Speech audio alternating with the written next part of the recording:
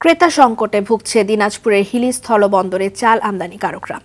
বন্দরের ভেতরে পড়ে আছে শখানেক চাল ভর্তি ট্রাক, যার ফলে দাম কমিয়েও ক্রেতা না পাওয়ায় বিপাকে পড়েছেন ব্যবসায়ীরা। দিনাজপুরের হিলি থেকে আব্দুল আজিজের পাঠানো প্রতিবেদন জানাচ্ছেন রেজওয়ান শরীফ। দেশের বাজারে চালের দাম নিয়ন্ত্রণে রাখতে আমদানির উদ্যোগ নেয় বাণিজ্য মন্ত্রণালয়। সরকার আমদানি শুল্ক প্রত্যাহার করলে ভারত থেকে চাল আনতে এলসি খোলেন ব্যবসায়ীরা। এরই প্রেক্ষিতে দিনাজপুরের হিলি স্থলবন্দর দিয়ে নিয়মিত চাল আসতে শুরু করে। প্রথম দিকে আমদানি কিছুটা কম হলেও বর্তমানে দৈনিক গড়ে ৬০ থেকে ৭০ ট্রাক চাল আসছে।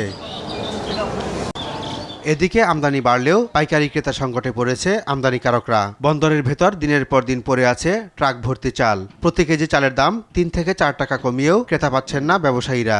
ব্যবসায়িকদের সঙ্গে কথা বলে জানতে পেরেছি তাদের মাল বিক্রি হচ্ছে না, বিভিন্ন জায়গা থেকে পাইকার আসছে না, ব্যবসায়িকরা নতুন করে আমদানি করতে পারছে না, কারণ আইপিও পাচ্ছে না, আর তাদের মালই বিক্রি হচ্ছে না। 2024 সালে নভেম্বর মাস থেকে চাল ঢোকা শুরু হয়। এই চালের বাজার প্রথম যখন চাল ঢোকে, চালের বাজার এখন একটু কমেছে। বাংলাদেশে চালের আমদানি হওয়ার ফলে চাহিদা কমে যাওয়ায় এবং বিভিন্ন পথে চাল আসায় এই বন্দরে ক্রেতাদের উপস্থিতি কম বলে জানান পাইকাররা।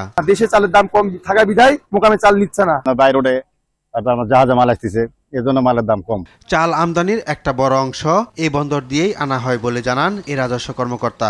স্থল শুল্ক স্টেশন দিয়ে প্রতিনিয়ত নিত্য পণ্য দ্রব্য সামগ্রী আমদানি হয়ে থাকে। এর মধ্যে সর্বোচ্চ সংখ্যক 50% চাউল আমদানি হয়ে থাকে। যেহেতু চাউলের আমদানি শুল্ক সরকার প্রত্যাহার করে নেওয়া হয়, উক্ত চাউল বন্দরে ঢোকার পরে সাথে সাথে আমরা শুল্কায়ন সম্পন্ন করে থাকি। আমদানি নির্ভরতা কমিয়ে ধানের উৎপাদন বাড়াতে মনোযোগী হওয়ার কথা বলেন সংশ্লিষ্টরা। রেজওয়ান শরীফ, RTV।